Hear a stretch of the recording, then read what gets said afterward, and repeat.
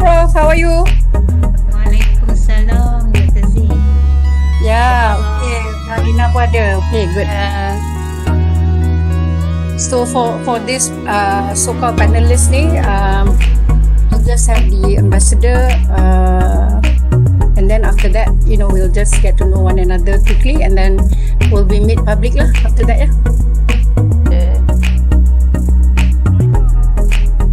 Salam.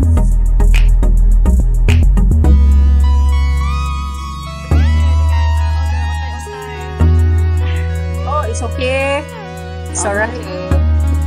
Kan? This is for UITM. Kita dah tengok kan list of the participants from Azerbaijan. Right. So very much lah later for networking kan, for further connection and further discussion, whatever, But they all come, from that particular agency lah, as we can see. Dia continuity daripada meeting dulu Prof? Dia datang dulu last year. Yes. Yeah. Right. Yang kita jumpa kat hotel ITN tu. Yeah. So we did the tree planting, then we had the round table with the ambassador. So this is one of the things lah when they look at UITM punya expertise and what UITM can share with them. So they have made that arrangement lah.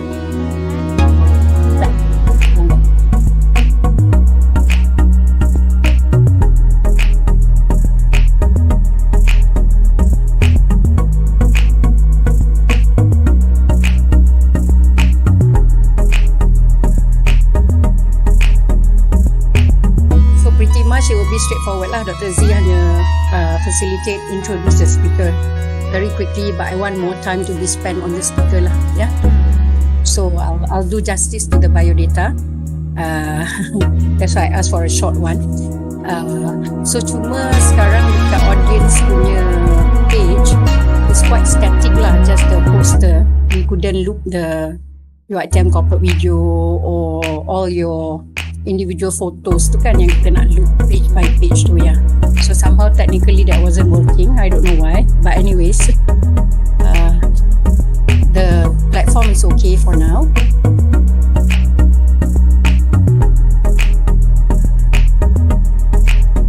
So in fact, Dr. Nina, okay, Ami France, and then FBM, and then Prof. Agrotechnology. Then we have from Achis lah. I think Achis tak pasti dah masuk ke belum.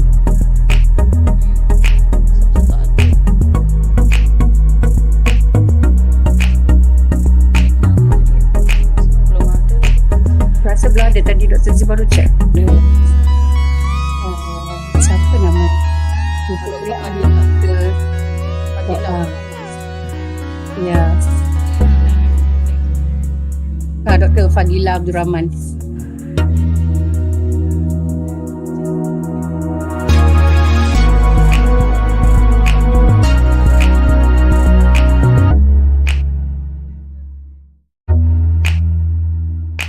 We wanted to do an earlier Malaysian time punya tu, but I guess it was not possible because it was still 6 o'clock in the morning kat sana. So they're not in the office as yet lah. So terpaksa move to Malaysian slot like 3 to 5 today juga, So I hope it's okay with everyone. Yeah, definitely. Saya dekat Penang bro, baru habis strategic action planning tengah hari tadi. Oh wow. Wow. Wow. Ke Penang ramai yang keluar this weekend sebab dah hujung tahun dah. Semua orang buat strategic planning. Saya pun kat Jasin ni ada kelas. So buat Prof. Asma kat kelas, okay. Jauh pergi kelas tu. Berulang lah Prof kan? Berulang lah doktor. Dekat sini ada kelas juga, dekat Saklang? Ada lah untuk FSG. Pun ada. So kita semualah. You stay kat mana? Stay Shah Alam. Shah Alam, Puncak Alam lah. Puncak Alam, Jasin. Okay lah tu kan.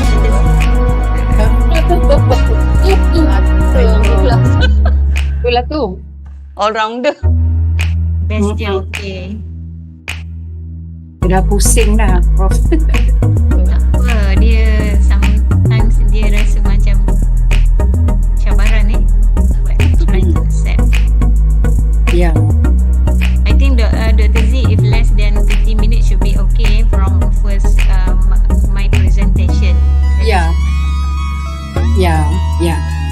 plus and minus lah. I mean, we just kind of felt that 30 minutes as our kata orang cap lah. Kalau, you know. Ya, lepas tu kita bagi dekat Dr. Halina.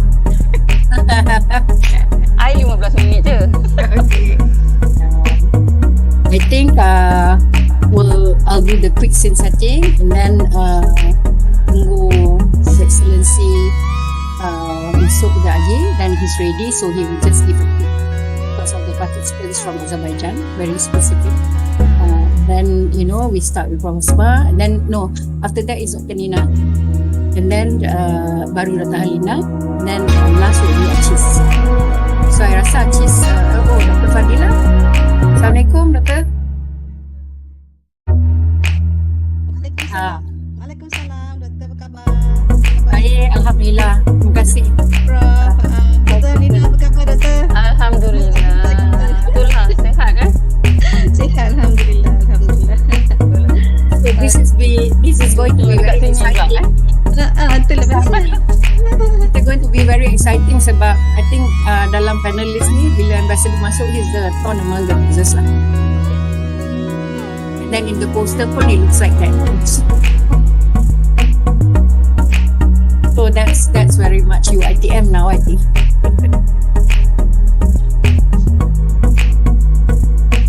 So we see perempuan semua ke depan perempuan. Loh, tak ada speaker lelaki, Doktor, ya? So saya kan. Itulah His Excellency seorang lelaki, ya? Itulah. Apa tu? Ambassador nanti.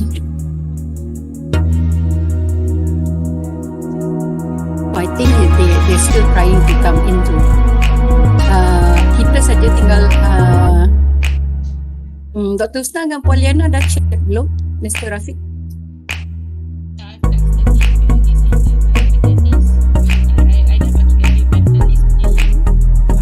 Tapi dia masuk dekat list. And then we're waiting for the ambassador panel. Dan tadi Prof Hasma pun dekat attendees somehow there ada slight confusion because we're trying to get the panelists and then the attendees is like another ni lah. But somehow I pun tadi tiba-tiba ada password lah macam-macam. So sometimes we've been doing this, but at times, you know, it's like as if you are doing it from zero. Dia punya planning ke, dia punya platform ke, you know. And then you get all sort of technical punya Ada sekali tu I think tak perasan, maybe ambassadorial lecture kot last time. So in the midst of it, the internet macam terus macam zoom macam tu kan. So pause kejap lah, still try to back up dengan other means. So people, the technician to stand by. So once the ambassador masuk this group, then I think we'll just have a quick introduction, just say hi to him and everything. Then I will ask Cik Raja to make us public. Yeah. InsyaAllah lah, plus and minus we should be this is like just the first round, you know, like I mean so that's why we go with these topics, and maybe later specific to their interest kan, so they may pursue with each and every one of you punya ni lah, punya forte and whatnot.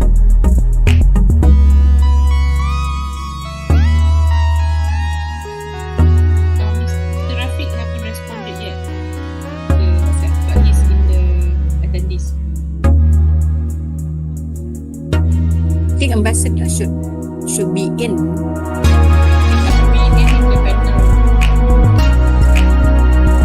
Hopefully Mr. Rafiq will assist him. Lalu dia tak ada masalah tu.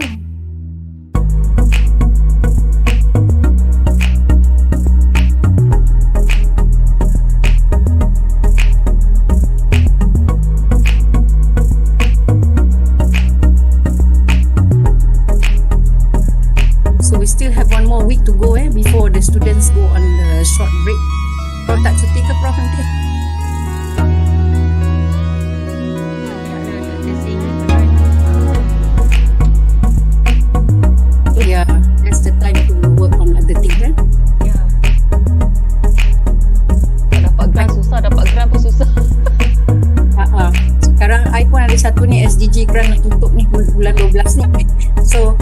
it up. Cuti, yes, cuti lah. But cuti for the actual KPI kan. But our KPI for next year definitely. Oh, yeah. Yeah. Time is just too short actually. Agree. Before we know it will be in 2024 already. Huh? Macam I dah terskip 2023 I rasa. That's right. Activity and you know macam rasa dah penuh dah 2023 ni. Yeah, definitely. With all the MOUs, that definitely we have to look into the activities, right? True. That's why it's already filled up lah. With you know, I think like this one with Azerbaijan, so it's a good start. And so we'll see in the future whether there is some. Yalah, hopefully the interest will bring us there. You know, things like that. His Excellency is here. Okay, I'll wait for him to set up his video.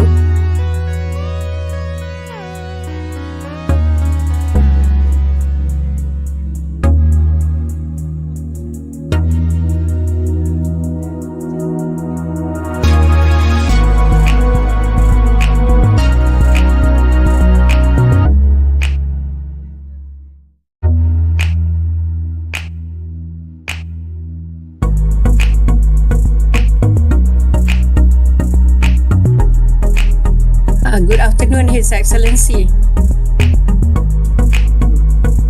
Good afternoon. Do you hear me?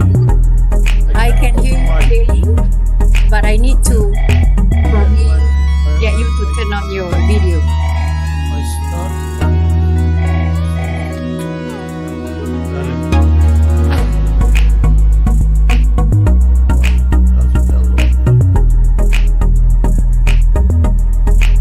Bəli. Bu niyə məni göstərmir? Mən başa düşürmürəm. Niyə bağlı deyil o?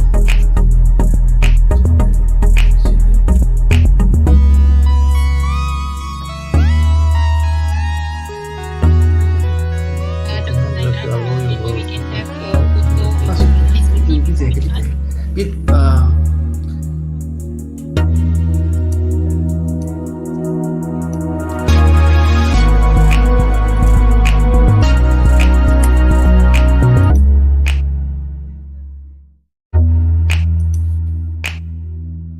Çok büyük problem.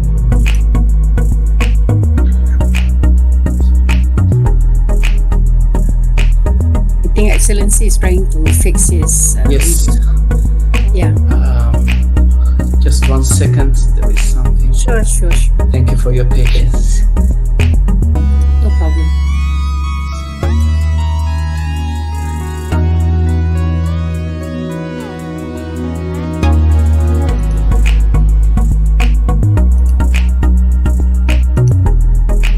Maybe the other panelists can switch on the camera while we wait for His Excellency.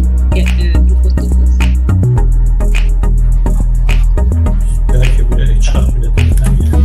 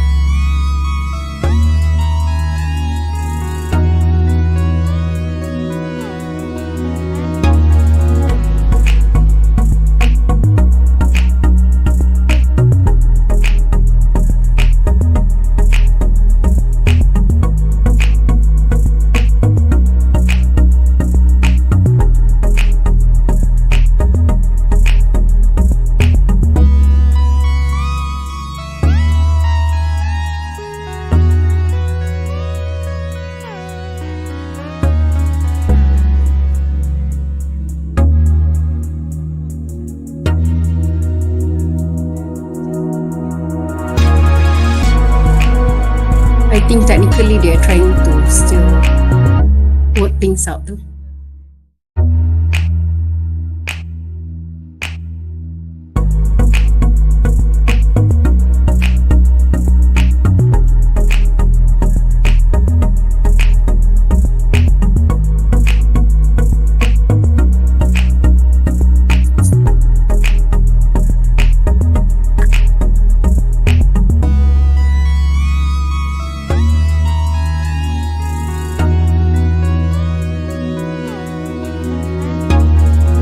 Maybe Dr. H dengan Puan Liana boleh find out if to assist them if they need any.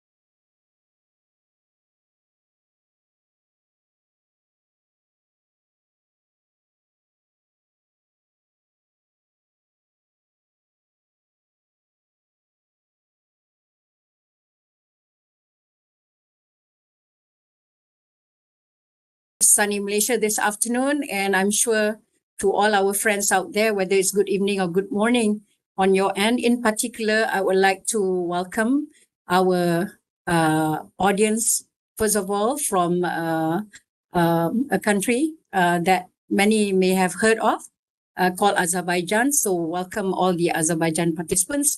But of course, through the good office of His Excellency Irfan Davudov here as the Ambassador Extraordinary and Plenipotentiary Embassy of the Republic of Azerbaijan to Malaysia. So he's here shortly to deliver his welcoming remarks. But to all also our distinguished panelists today from University Technology Mara. So once again, welcome all panelists. They are here, and I'm sure the session, the sharing of knowledge about halal that we will be looking at today, like we said, really the big picture all the way to the actual implementation challenges along the way, and of course post-COVID, and also looking into the future of uncertainties and also recession, all right, and a lot of challenges that probably are in place, and where do we go from here? And that's why this webinar today, we have actually put it as, the way forward. And I'm sure the sharing today hopefully can trigger a lot of questions and perhaps further collaborations on the part of University Technology Mara, and also friends of Azerbaijan, and of course friends from other countries. Probably right now with us, we're looking at almost, about 70 total participants out there. That's great. Keep them coming. So without further ado, once again, distinguished guests, ladies and gentlemen, friends, colleagues. So let me now join me in welcoming His Excellency Irfan Davudov, Ambassador of the Embassy of the Republic of Azerbaijan to Malaysia. So Ambassador, the screen is all yours. Thank you, Dr. Zainab. Good afternoon, dear Malaysian friends, and good morning, our friends who joined us from Baku. I am delighted to have the opportunity to greet you all in this webinar. First of all, I would like to thank to Mara University for organizing this event, and especially to Dr. Zainab Hajmohnur. From the first days of my work here in Malaysia, Dr. Zainab was one of the closest friends of the embassy. With her close support and cooperation, we organized a number of joint events during the year, and for that, I want to thank her again and personally. For the information of our participants from Azerbaijan, it must be said that University Technology Mara is the largest university in Malaysia, with 172,000 of students in 28 faculties. It's also one of the few universities in Malaysia, the chancellor of which is His Majesty, the Supreme Ruler King Yang de Pertuan Agong of Malaysia. This is a very important factor here in Malaysia. It's my honor to have such a close cooperation with the University Mara, and I hope that this cooperation will continue for the sake of our friendly nations in future. I would also like to thank the Food Safety Agency of Azerbaijan for supporting our initiative to organize this event. Considering the great experience of the Malaysian side, and especially of Mara University in this field, I believe that this event will be a very important contribution to the development of bilateral cooperation in the sphere of food safety in Azerbaijan. Dear participants, it's no secret that now the issue of food security has become a national security issue, an issue of both national and global importance. From the safety of the products consumed by the population depends not only the health of today's generation, but also the health and well-being of future generations. It's not coincidence that this area is increasingly being paid attention to by state institutions in all countries. as well as by international organizations. The Food Safety Agency of Azerbaijan, which was established a few years ago by the decree of His Excellency the President of Azerbaijan Ilham Aliyev, has already done great work in the direction of ensuring, coordinating, and regulating the measures implemented in the sphere of food safety, as well as improving the legislation in this field. I'm sure that this webinar will be a very good start for the future cooperation of the respective state organizations of our countries, as well as research and scientific institutions of Malaysia and Azerbaijan. Of course, here I'm not going to waste your time by a long speech. Summarizing my brief remarks here, I wish you effective work and noticeable results of the webinar. Thank you again very much for your attention, and my apologies that in few minutes I will have to leave the webinar because of another meeting, and I wish you success in your work. Thank you again. Thank you very much, Excellency, for the insightful, welcoming remarks, setting the scene for today's webinar on halal. And also, as mentioned by Ambassador, Excellency Ambassador, that is also on the future of food security and so forth, which we'll be looking at those topics specifically by our four panelists today. So, distinguished guests, ladies and gentlemen, without further ado, I shall now call upon on our first speaker, that is Professor Technologist Dr. Asma Awal from the Faculty of Plantation and Agrotechnology. Of course, on the topic of food security in Malaysia, performance and also new direction. So we have actually asked Professor Asma to set the scene. And of course, I said I will do quick justice to who they are. So very brief introduction. I know everyone is impatient to listen to Professor Asma. So I'm also sure that Professor Asma would like to share her thoughts and her insights on this particular topic. So currently she's the Deputy Director for Research and Innovation at the University Technology Mara Selangor campus in Puncak Alam, and recently Ambassador visited the hospital in Puncak Alam. Again, Agricultural Biotechnology Research Group, of course, I mentioned Prof. Asma from the Faculty of Plantation and Agrotechnology. So, of course, she has, again, her international presentations, international visibility at professional conferences, publishing widely in numerous high-impact proceedings and journals worldwide. So her most recent research interest is the formulation of sustainable plant tissue culture media from agricultural waste. So she is, of course, dedicating her passion then of her mission to improving sustainable plant tissue culture technology for future-grown plant and, of course, industries around the world. So with that background, and we shall now welcome Professor Asma as our first speaker. Professor Asma, the screen is yours. Okay. So is it okay? Thank you, Dr. Z, for such nice, nice introduction. And then His Excellency Irfan Davidov, Ambassador of Azerbaijan, were invited participants from Azerbaijan and also participant from UITM. I think I would like to focus on the topic that quite, I think almost important nowadays on food security. So we would like to focus on the performance and new direction. So basically, before I start, we would like to look into the concept and what happened in Malaysia, and at the same time, definitely we will look into the policy and the decision that has been made to align the food security in Malaysia. Before I start the presentation, once again, Assalamualaikum. Good morning for those in Azerbaijan, and also good evening evening for our local participant.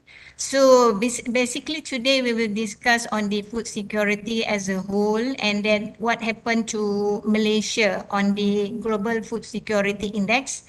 And at the same time, we also will look into our perspective on and also action towards food security with the implementation of the National Agro-Food Policy 2.0, meaning that we have previous policy that support the food production and also in terms of the quality of food, especially for our country. So as a whole, I just would like to give the what is the actual direction, why food security is critically important. Definitely, we are talking about the total world population. So it always and even as what we seen, this is the actual issue, the pain point that we try to solve by looking into the increasing of world population.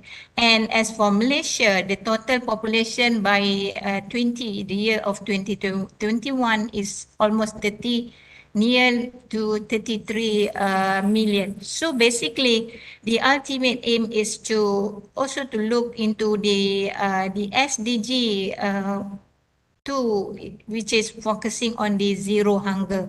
So in the overall perspective, I think World Bank also have their own plan of action, which their focus also more on the production, meaning that all type of food production and producers, and that at the same time they try to facilitate in terms of the process or in terms of increased trade. And not only that, we must look into the consumer and also the household in terms of support. Basically, this is the most important part because we have to look into the nutritional and the benefit to the consumer. And then last part, which is also need to be focused more, is on the sustainable food and the nutrition security, meaning that we have to look into the overall key area reliable for food security so that we can further focus on the food safety in the global perspective. I just would like to share the GFSI.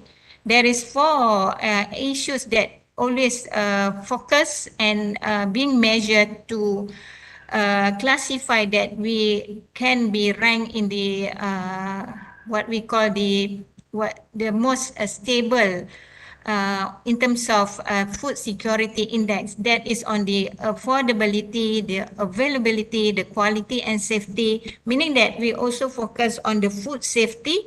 And the last point is on the sustainability and adaptation, meaning that there is different factors that need to be considered in order to make sure that we always rank in the standard of food security and food safety. So just maybe Malaysia ranked number 39. That is not the definitely we try to improve from year to year to make sure that the produce that being consumed by consumer will always safe. So in order to chart the process and the procedure related to food security, there is 5 different important factors that always need to be looked into. That is on the first thing is the population, meaning that in terms of the population growth, because every one of us definitely need food. And then not only that, we must also consider in terms of whether the food is safe or not. So meaning that whatever we eat, food from farm to table, we have to make sure the quality of food. So there is also activities involved in terms of food safety, as what we have in the process of from the upstream into the downstream. Food safety need to be verified so that it will always safe. So other than that, the issue of malnutrition, meaning that we have to look into the quality of food and whether other than quality, the food accessibility. So we have to we experienced COVID-19. So that because of the pandemic era, now become endemic. So the accessibility of food, maybe Malaysian experience when we cannot get, for example, egg, and then there is also issue on poultry. So these are the scenario on the food accessibility. So we have to, and then because of the income for maybe for consumer, because of the income, they should also consider whether they can get access to quality food. And the last part is on the because of the climate change. So all these issues will always interrelated, and then we have to make sure at the end of the day, whatever we eat will always safe, and not only that, because of the population keep on increasing year by year, and we have to prepare with all those environmental factor, the climate change issue. So Malaysia really plan in terms of food security policy to support not only for the local consumption, with the hope that we can also export food from our country. So meaning that food security will always in line with the economic growth. So I will try to relate. There is few commodity crop that really give an impact to Malaysia. For example, oil palm,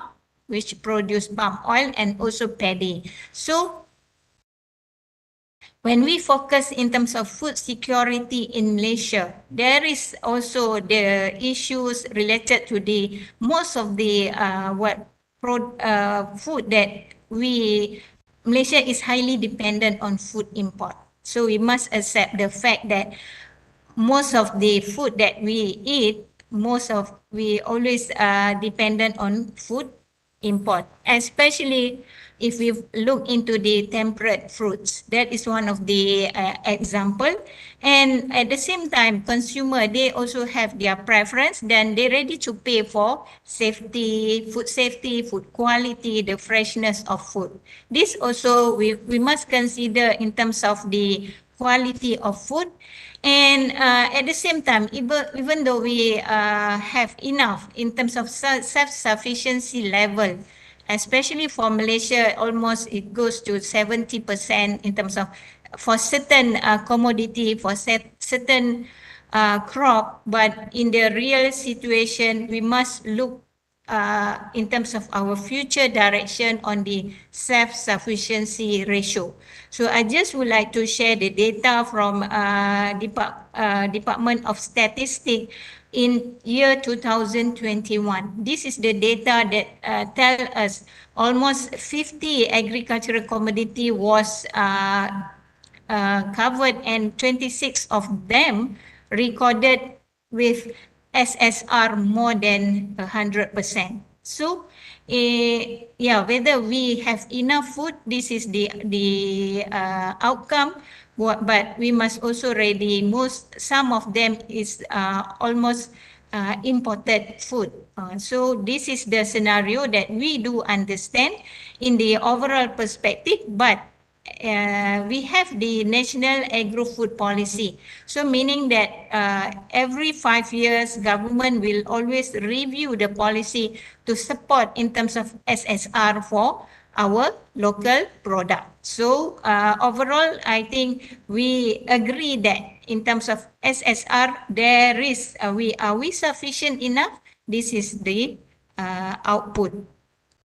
And then to relate the actual scenario on food security in Rancangan Malaysia 10 Malaysia plan, what government plan, they focus on the two commodity crop, that is on palm oil and rubber, and there is also component on agriculture. I just would like to relate the scenario that happened, why we need to focus into the some of the commodity crop and on the agriculture, because both give in terms of GDP to the country. So from here, there is a lot of key player involved. So if we focus on the food security, definitely two ministry will involve.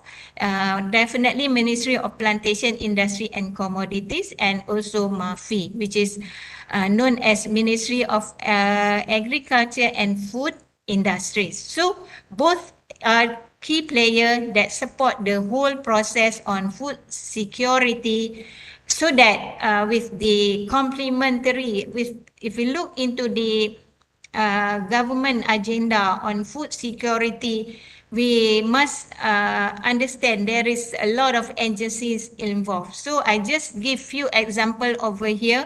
These are all agencies involved on the food production, and why they are so important in terms of economic growth, because the process, the production, the until we manage to get food from the plantation, from smallholders, because they really play their role and give significant effect to the food industry. So meaning that there is few, for example, on the R&D and C done by our research institute, such as for Malaysia, we have MARDI. And then for the production, there is few agencies such as, if I may also give examples such as FELDA. So the beauty part that we understand in terms of operation FELDA, why this is a good model on the food security, because they have structured in terms of smallholder plan, meaning that the process of, because one thing that we must understand in terms of food security is the production and also the demand and supply, meaning that if we manage to reach in terms of the demand, so we have to we get the profit, and then this will give back to the country. So there is few agency involved, not only on the commodity crop, and when we focus on the agriculture per se, meaning that there is few agencies such as the what I listed over here, the few agencies, FGV, FELDA, MADA meaning one of the agency focusing on paddy plantation. And there is one agency which is known as, in Malay term, is Lembaga Pertubuhan Peladang. They focus on the farmers, and they try to facilitate farmers on the cash crop production. So meaning that we have complete supply chain, start from the upstream, go to the midstream, and next definitely to the downstream. So as a whole, this is one of the example reliable for Malaysia, because previously we are the main producer in the world, but now we become second or third, because Indonesia, definitely they have enough land. So overall process the upstream, the midstream, and the downstream with certifications, because our main concern is on the certification, whether it is halal, whether it's certified or not, the oil produced. People claim that the palm oil is not good, but in reality, we know that based from scientific study, there is no what we call cholesterol in palm oil. So as total, the GDP in year 2020, it contribute to the 36 billion ringgit Malaysia. So is a huge contribution, and why this can be definitely why we showcase oil palm and palm oil industry, because this is the most established food industry which mainly give impact on the GDP. So there is also agency involved, which is known as Malaysia Palm Oil Board, and to definitely when we export palm oil, meaning that there is a certain criteria on the roundtable sustainable palm oil, but Malaysia had already established Malaysia sustainable palm oil, meaning that we can certify that the palm oil produced from Malaysia is halal, is almost certified in terms of quality. Why this thing? Yeah, we would like to thank you ITM, because the first program that we offer in one of the program is on plantation management. So this is the proof that whereby the upstream, the midstream, and the downstream really give impact to the country. So maybe because of our biodiversity, because of our climate, this is one of the golden, what we call a tree for Malaysia. So it really gives impact to the food security. And that will be one of the example. Why it's really comply to the global standard, because we really look into the quality standard to make sure that it always sustain. And these are all example, the procedures involved to make sure that it can be always safe to the consumer. Another example is paddy and rice industry. So meaning that we have another granary area as for Malaysian or those in Asia, definitely rice is there. Is one of the carbohydrate for our for definitely for us. So there is agencies involved, and they also play their role with the production. For example, if maybe I would like to share, the plantation area is over here. There is a lot more. This is few example. And then for the seed production controlled by this agency, they produce seed, give to the farmers, give to the agency, and at the same time, they collect this the rice, and then definitely for local consumption. Because as for Malaysia, we managed to produce 70% until now. So meaning that we still import 30% for other country. But the model that I would like to share over here is the sustainability of in terms of rice production, and definitely they also have few agencies involved, such as one of them is Bernas, try to make sure the production will always controlled by a certain certified quality. So overall, if you look into the food security agenda, definitely we have structured in terms of Malaysia managed to find ways, upgrade the standard so that it become not only sustained, but we must look into what will be another, for example, climate issue. How are we going to resolve? Maybe for the next 5 years, 10 years, by 2050, we can always support in terms of the production of rice in Malaysia. And looking back into the overall plan in terms of food security, into year 2021, government, especially Ministry of Agriculture and Food Industry, launched the National Agro-Food Policy. So why I should share this? Because when we look into the food security, definitely we feel we worry in terms of the output.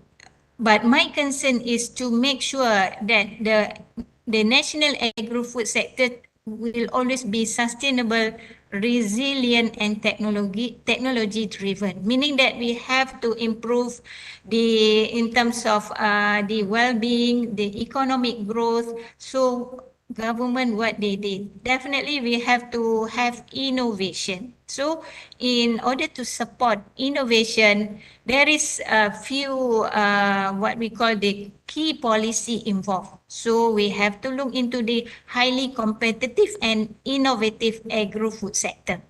Not only that, we always support in terms of well-being of food producer. That is government agenda because in order to get good food, we must also take care of our farmers. Food, fertilizer farmers, if we don't take care of them, definitely you will not get good in terms of quality of food.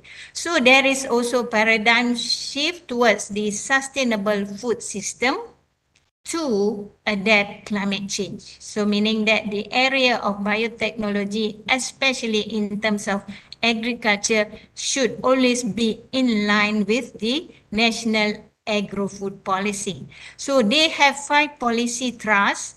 Yeah, we agree. We always drive in terms of modernization and smart agriculture. We have to strengthening market and product access, human capital development, because we have, in order to drive the quality of food, we need to have quality research output and also human capital. And we have to sustain the food post-harvest technology, post-harvest handling and processing, meaning that the food system sustainability should also be together so that we can create conducive business ecosystem with definitely stable governance. So with the hope that these are the key area, these are the sub-industry that Malaysia focus, which is we are lucky enough because of our climate, because of our biodiversity. So the major focus in the industry, food industry, our main focus is on the paddy, food, fruits and vegetables, livestock and fisheries. So with all these produce, definitely we are going towards, yeah, we have a few certification in agriculture, start from the production, start and go into the manufacturing so that we can also produce high quality and sustainable food. So there is all few example on the certification. For example, Department of Agriculture also gives certification to farmers that comply to the agricultural practices. So this to support in terms of quality, to maintain in terms of the production, and we have my gap, we have my organic, definitely they both will also comply to the halal standard. So ministry also strive to transform farmers of today into the agripreneurs of tomorrow. So why? Because this is always have simple method. We don't have food, what will happen to us and our next generation? Definitely we cannot sustain. So I think to end up my presentation, we have to give priority in terms of food security, not only safe but also with high quality, with high in terms of nutritional value, because this can also drive in terms of economic growth and enhancing the well-being of rakyat. So in Malaysia, rakyat meaning that people. So with that, terima kasih from me, myself and you ITM. Maybe I open for suggestion or Q&A. So I give back to Dr. Z. Thank you, Dr. Z. Right. Thank you very much, Professor Asma, for the very enlightening sharing of the very first topic on food security and the way forward. So I think a lot of very important aspects of food security, talking about quality standards, all right, in how is it today. I think the final part when you talk about, yes, on sustainability, on resilient, and of course, technology driven. I think that just should be the driving force and the way forward. So I think at this point, We already also put in our chat box that there is what we call a pigeonhole, Prof. At the same time, but if there are any questions at this point, maybe one or two, if you want it to be interactive, or we can hold on to your questions, it will be in the pigeonhole afterwards. All right. Okay. All right. So I think we will move right on to our second speaker, which is Dr. Nina Nakuya binti Ahmad Nizar. So her topic today, all right, her topic then as a continuation of the scene setting of food security and other elements of halal and all that would be very much touched here in terms of how the role of laboratories or laboratory analysis in halal supply chain. And I think, Dr. Nina, a bit of introduction. We are glad to have her here. She is currently our postdoctoral researcher at MITRANS, Malaysian Institute of Transport at University of Technology Mara. So she specializes in halal detection in foods by various analytical methods in the fields of molecular biology and chemistry. She loves the idea of the integration of halal and sciences. She has published, of course, more than 10 papers in reputable journals internationally and locally. She's also a co-editor of a book called Preparation and Processing of Religious and Cultural Foods, which I think is a very interesting title. And also another book called Innovation of Food Products in Halal Supply Chain Worldwide. And her hopes is to actually be more, to contribute more in the field of halal science and also halal supply chain in Malaysia and of course the global front. So with that, Dr. Nina, the screen is all yours.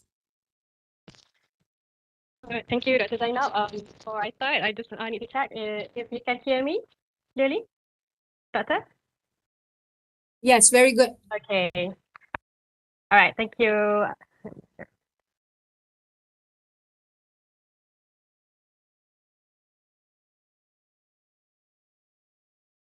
Okay. Right, Bismillahirrahmanirrahim. Assalamualaikum warahmatullahi wabarakatuh. Very good day, His Excellency, Ambassador of Azerbaijan, our distinguished guests from Baku, and also, ladies and gentlemen, my name is Nina Nakia Amaniza, and today I would talk about the role of laboratory analysis in halal supply chain. It's such an honor to be here today, meeting all of you.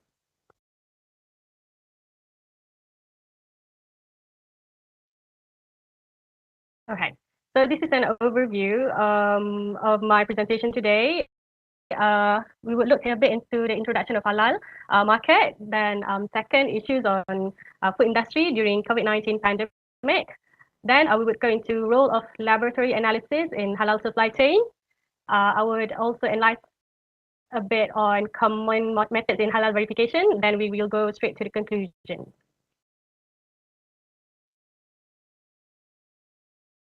Okay.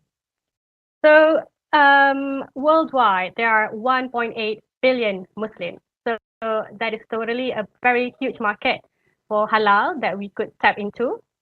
And the global halal industry now is at an astounding 8.8 trillion ringgit, according to Global Islamic Economic Report. And the largest component of the halal economy in Malaysia is the food services sector, with business revenue in the sector estimated at 128.8 billion ringgit in 2021. And the halal exports has climbed from 19% from 30.5 billion in 2020 to 36.3 billion in 2021. So the potential of halal market is increasing by year. Okay, ladies and gentlemen, this is a typical supply chain. We can see it starts from the field, from the farm, up to the kitchen, to our houses, to the restaurants, to the customers. And we will look into how laboratory analysis can help the integrity of halal supply chain during storage, food processing, food manufacturing, distribution, during retail, and also all the in-between where you have transportation and logistics. Okay. Okay, this is very interesting because just now Prof. Asma has enlightened us on food security. Halal supply chain starts from farm to fork, but there is also this concept of team to fork. The concept promotes a food production process that fully excludes components and manufacturing methods that do not comply with the halal standards, starting at the gene or seed level. Okay, this concept is introduced by the Islamic Organization for Food Security, Kazakhstan. And from farm to fork also incorporates sustainability. Just like the figure here, for a fair, healthy, environmentally friendly food system. And food security also, the concept of farm to fork also includes the incorporation of food waste. You want to reduce food loss, you want to manage your food waste properly, and so on and so forth. So this concept is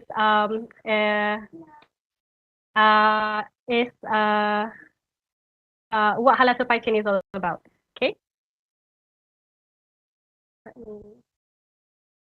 Okay. So moving on to the issues in food industry during COVID-19 pandemic. Okay. I'm sure all of us can still remember this figure whereby all the shelves are empty. And you have this is due to the panic buying during the start of the pandemic. So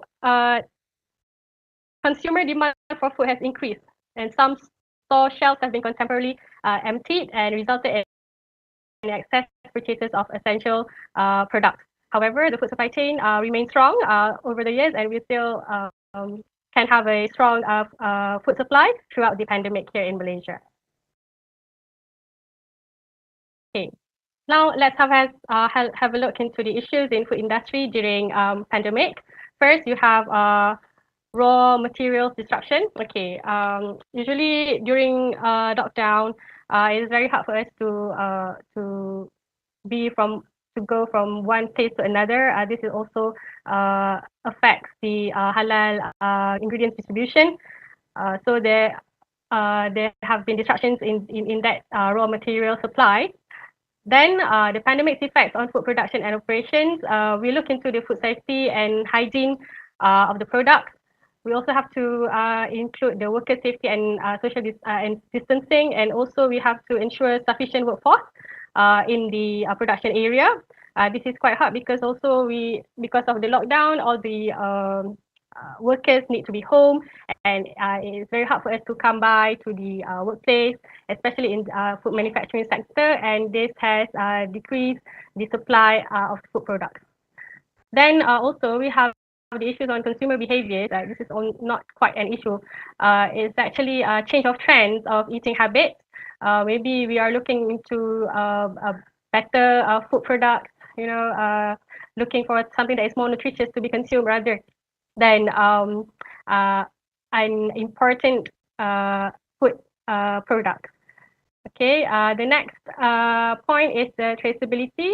I think during pandemic, especially the technological tools for tracking or for traceability is booming, especially blockchain and AI and so on and so forth, because people are looking into more side on the food safety preparations.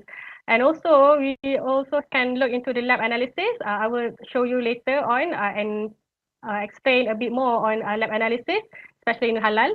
And also, we also have the issues for the built-in documentation. This would later on be explained maybe by another panel on halal certification and so on. Okay.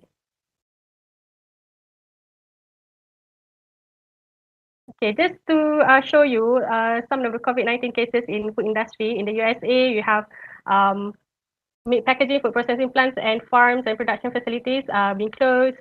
Then 54,036 workers have been identified as COVID-19 positive.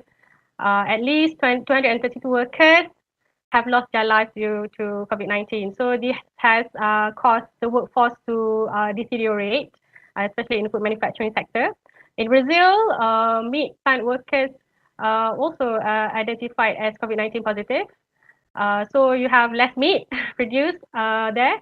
In England and Wales also, several meat factories suspended their operations. Ghana, they have staff tested positive for the virus at fish processing factory. In Germany, cases were found at meat processing plants, and also in France, more than 100 coronavirus infections at slaughterhouses. So these more or less have affected our food supply chain. And I think I can't find the data from Malaysia, but this is some data that we have internationally. So what actually makes processing plants vulnerable to COVID-19? Because keeping social distance inside the food plants is difficult because workers stand side by side and during long shifts on production lines, and talking without having masks on results in the release of more droplets to the air. So what are the safety measures taken? We have to look into the employees' health issues, personnel and personal hygiene of the workers using personal protective equipment, such as helmets, masks, and gloves, sanitization of the surfaces and working environments, safe handling of preparation, and delivery of food. As we all know also, the delivery services have risen during the COVID-19. Then we also have maintenance of social distance in the factories. For example, you have the diagonal arrangement of people working in manufacturing lines. Okay, this is just an evidence on coronavirus. Well, it is very interesting to note that SARS-CoV-2 doesn't go affected to people due to the transmission of food, yeah, because but it's rather than, like we all know, because of the food handling. If you are not clean and you have SARS-CoV-2, then you can transmit the virus to the food, and maybe some other people will get the virus too. So these are some of the research on the different temperatures for survival of the coronavirus. Okay. So I would like to go into the next topic, role of laboratory analysis in halal supply chain. Okay. Also, it is very interesting to note, okay, SARS-CoV-2 doesn't cause like this type of food poisoning illnesses, but different types of microbes. For example, Salmonella, for example, Listeria, monocytogenes. So these are the microbes that will cause us a very severe illness if we consume them. So if you don't have very proper food handling, for example, like this one, it is food poisoning is started from laksa. Laksa is a noodles that we have here in Malaysia. So this is what happens in among students, I think. Yeah, and it is known that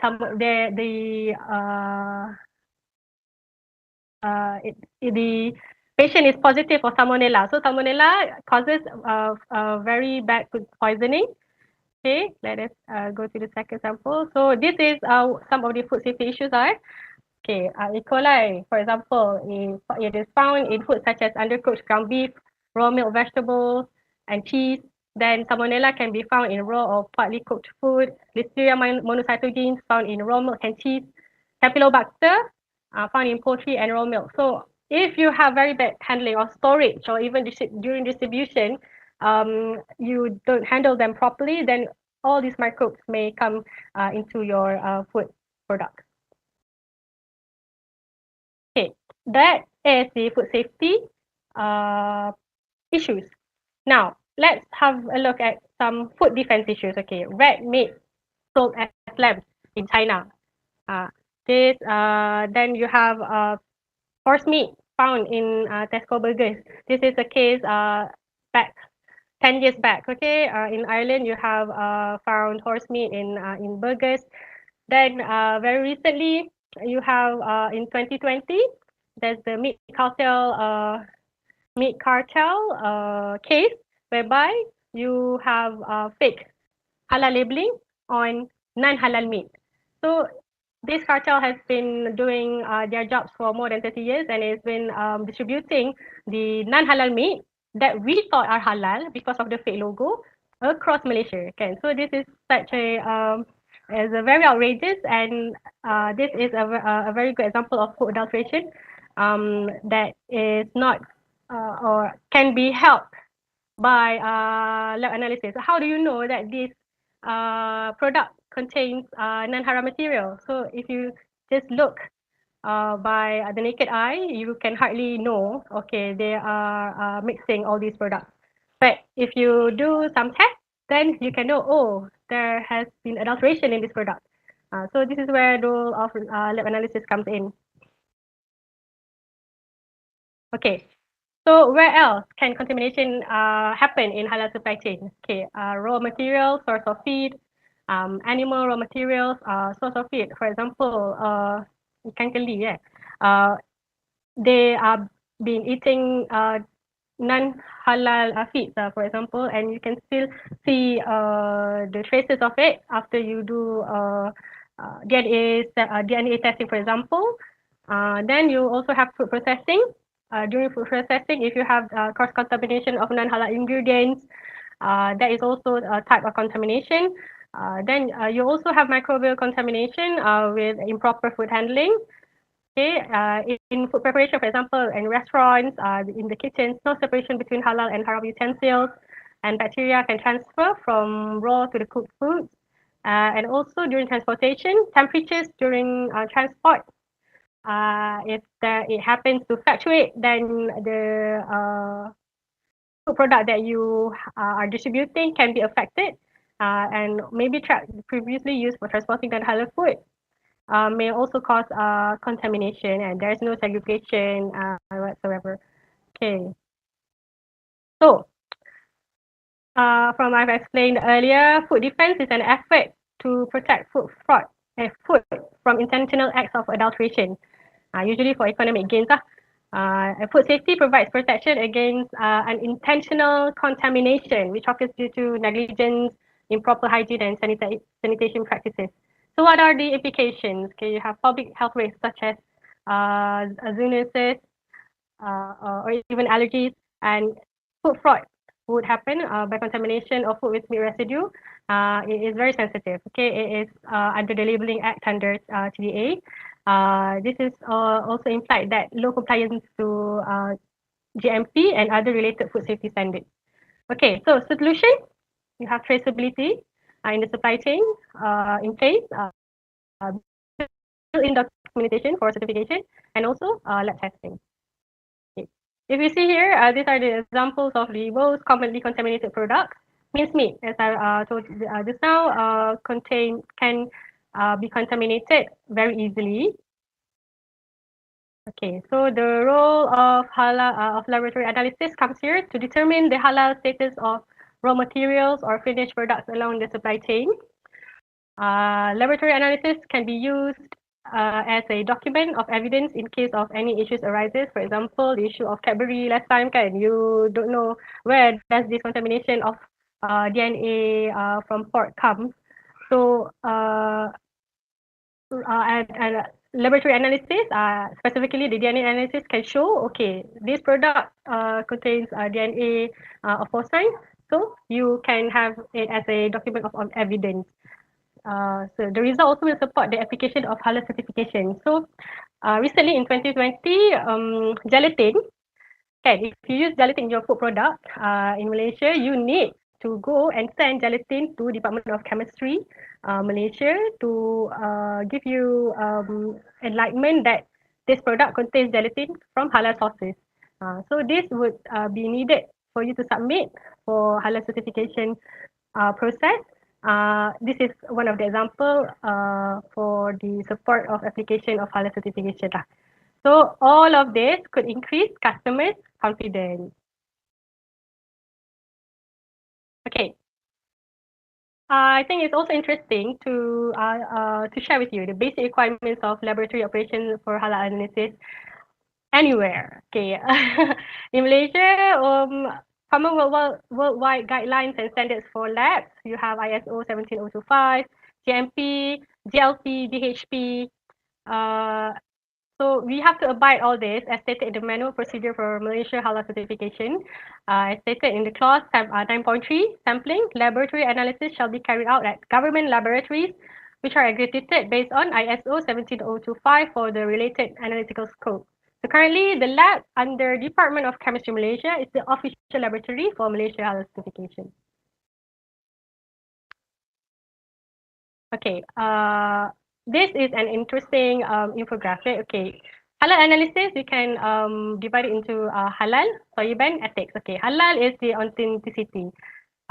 Usually it's qualitative, yes or no. For example, okay, you have your product contain porcine, then okay, it's haram.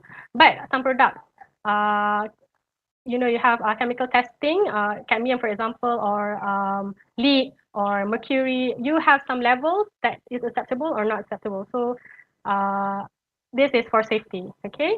And for ethics, also you have a marker compound. Okay. I would like to show you also the common methods used in halal verification. Okay, if you see all these products, right? Gelatin, collagen, blood plasma, emulsifiers, they are all used in our everyday product. Okay, for example, gelatin used in gummies, then emulsifiers in cakes and ice creams. Blood plasma, you want to enhance the meatball texture, the bounciness, you will have to put some blood plasma inside. So also the same case for the pharmaceutical products, for example, capsules. How do you know these products are contaminated? So that's why you need to have laboratory analysis, okay? Okay, I wouldn't dwell much into all these case studies, but this is just to show some real life cases, different methods that is used to detect non-halal products. For example, this researcher, Ismail, they use HPLC with the incorporation of principal component analysis to test on amino acids that is contained in meat or in gelatin. You can also use PCR. So this researcher, Sultana et al., she tested on confectionery products. Okay, stated here only 2 over 10 marshmallows are porcine positive, but it was labeled as to contain halal and bovine gelatin. So it's labeled as halal, but it's actually contain non-halal products. So if you don't use laboratory analysis, then you wouldn't know this adulteration. So you also have indirect enzyme linked immunosorbent assays or ELISA using antipeptide for gelatin. Okay, next we can also have a look at the collagen case study. This researcher used peptide mass spectrometry using protein mass spectrometry. Then this researcher used multitoph. Also, you can see here they also use survey, but I wouldn't dwell into that much.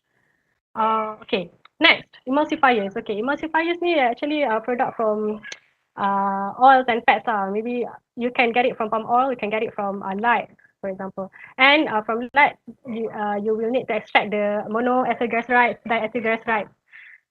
How do you know these emulsifiers got contaminated? So again, so this researcher uses gas chromatography mass spectrometry and also IRMS to detect this. Okay, then Nashra used DSC. That DSC is thermal profile. She can differentiate MAG and DAG or emulsifiers from lard, and she can differentiate it from the plant-based emulsifiers. Next, Indrasti, she has used the GC-TOF MS, and she has found one biomarker that can separate or distinguish light from other oil sources. Okay, next we can see blood plasma. They are using they are using DNA-based method, and Rajanari et al. Use ELISA to also test on blood plasma. Okay, the content of product that contains blood plasma. Okay. He is testing the halal fish surimi. Okay, this is just to show you some of the results. When you use real-time PCR, for example, for DNA analysis, these are the graphs that you can analyze later on. And I always about the detection limit. The lower detection limit is better lah, kan actually. Tapi usually for DNA, if you detect, then it cannot be consumed lah because it's non-halal. Okay. This is also an example of conventional PCR method. Okay, I just can detect all the different primers used, give different base pairs. Okay. This is also this is the example of ELISA test. You use the microplate reader. There's also test strip, whereby this functions just like our COVID test. You can test whether or not porcine is available. I think it's good for screening test, but before you go on to all the laboratories work, okay? This is the example of protein-based spectrometry. This is the HPLC and all the results. Okay. So in returns, we have like all the test options. You can test porcine using DNA and ELISA. You also have microbiological analysis and other analysis, including heavy metal analysis.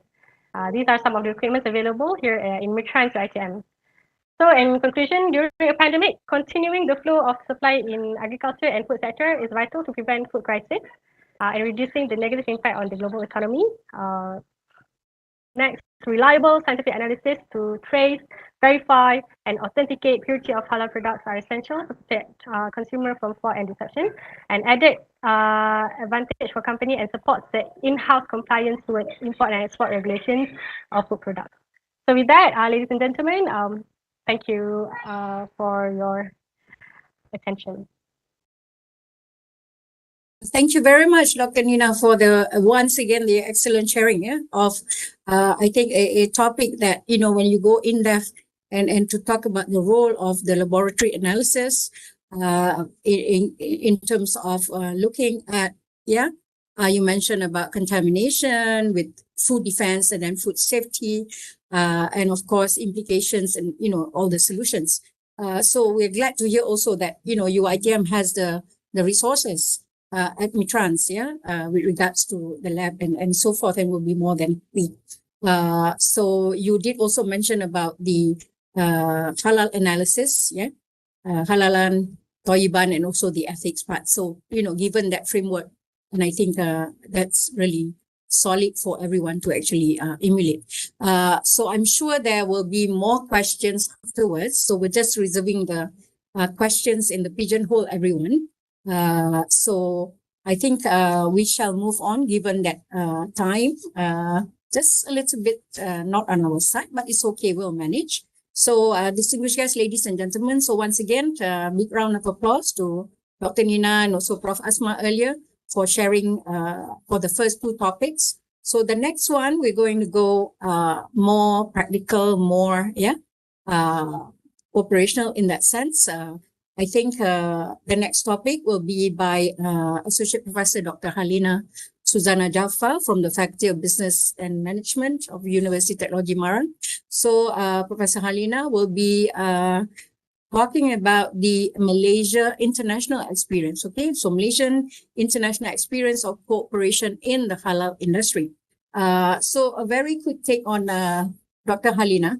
So of course, Associate Professor Dr. Halina, she her PhD of marketing logistics from university in England, and of course masters in transport from Cardiff. So currently she's the academic member of the National Logistics Task Force, Ministry of Transport, and a certified trainer for the Human Resource Development Corporation, Ministry of Human Resource, and former trainer of the Certified Professional Halal Executive Program by the Department of Islamic Development of Malaysia, JAKIM. So this is one and only agency in Malaysia. I think later when the part on certification and whatnot. So again, Dr. Halina herself has also published in more than 100 journals, proceeding chapters in books, technical reports, professional reports, and of course, policy papers. So with that, ladies and gentlemen, let us welcome Dr. Halina on her topic. So Dr. Halina, the screen is pass over to you then. Thank you so much, Prof. Dr. Zainab.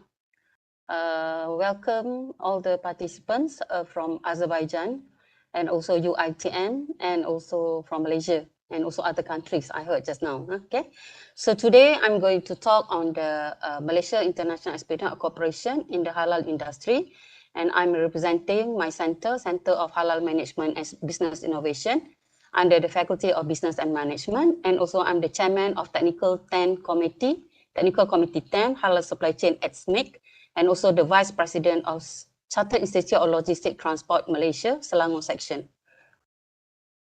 Okay, this is basically the contents that I'm going to talk today on the halal industry in Malaysia, experience international cooperation, and so on.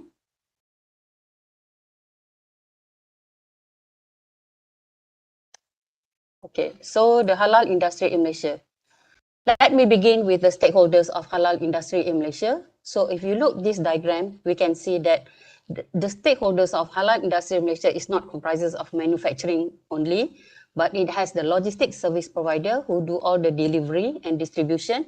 We have the logistic infrastructure that comprise of this infrastructure, terminal, for example, and also we have the government agencies like the certification body.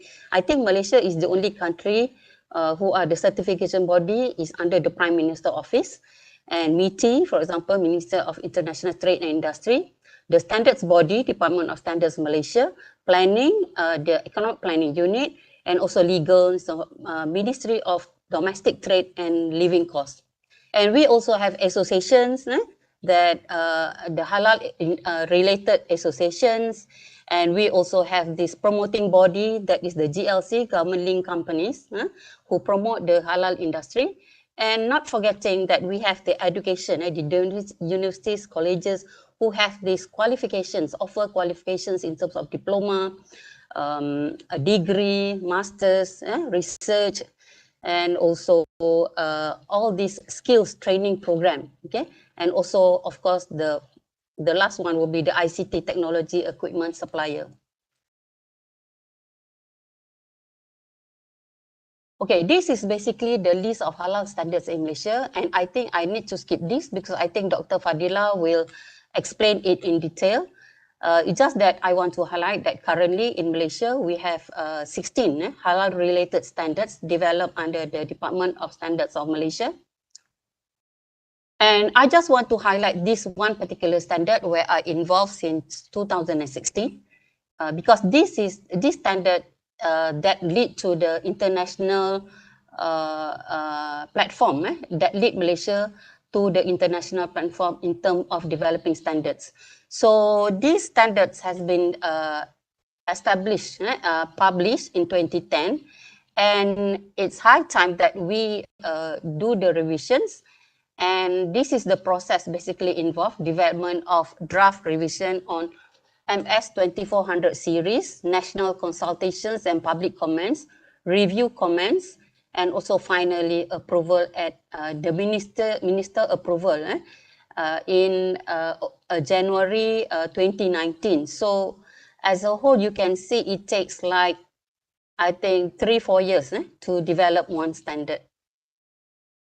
And this is the physical feature of the standard.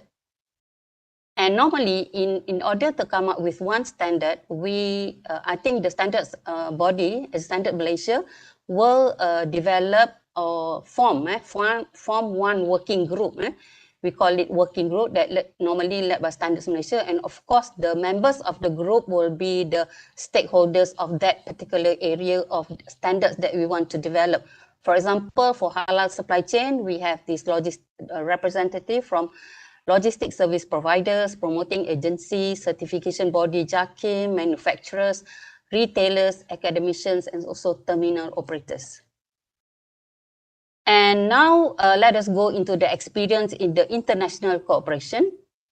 Okay, in Malaysia, Department of Standards Malaysia is the national standards body, who are also the national accreditation body. They are governed by Standards of Malaysia Act 1996. Okay, so in 2015, these standards Malaysia joined SMIC in 2015. And since then, I think Malaysia has actively involved in various activities under SMIC. And in fact, Malaysia is one of the 13 SMIC's board of directors.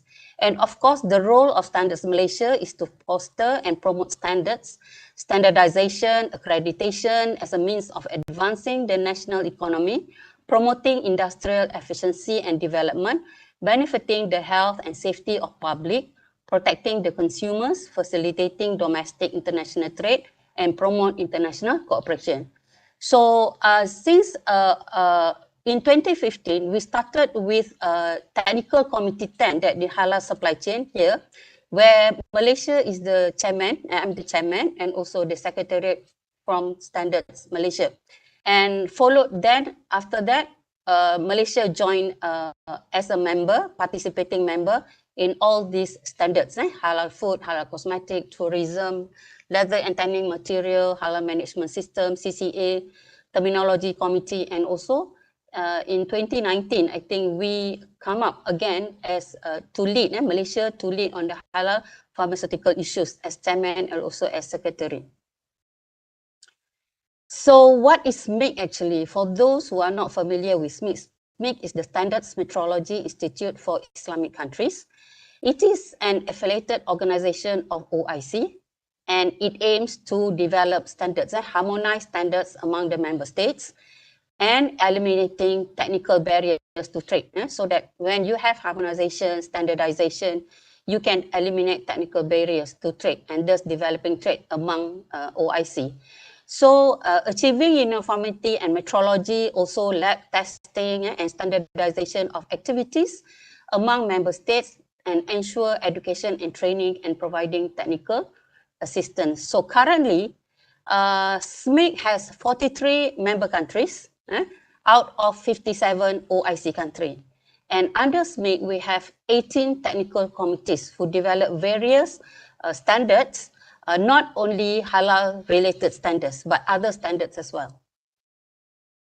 Okay, these are the SMIC member countries, a snapshot of SMIC member countries, where 43 P members, participating member states, and observer 3 member states, that is Russia, Thailand, and also Bosnia. So when they are observer, they can come to the meeting, but they cannot vote. They cannot vote when it comes to voting session. And 18 technical committees. And of course, the strategic priorities of SMIC is to develop high quality standards that can be used worldwide to facilitate trade. And also, secondly, to support members' needs and ensure effective engagement of their stakeholders. And finally, to support the enhancement of quality infrastructure, for example, lab testing and others, and interconnectivity and integration among members. So these are the 2 technical committees where Malaysia lead as chairman and also secretariat. Secretariat is the Standards of Malaysia. So this is the technical committee Halal Supply Chain. And also the other one is TC16, where it is created in 2019 on halal pharmaceutical issues. Okay, at SMIC, when we propose, if you look here, 20 November 2015, Malaysia proposed the formation of TC10, Halal Supply Chain, at the 7th General Assembly.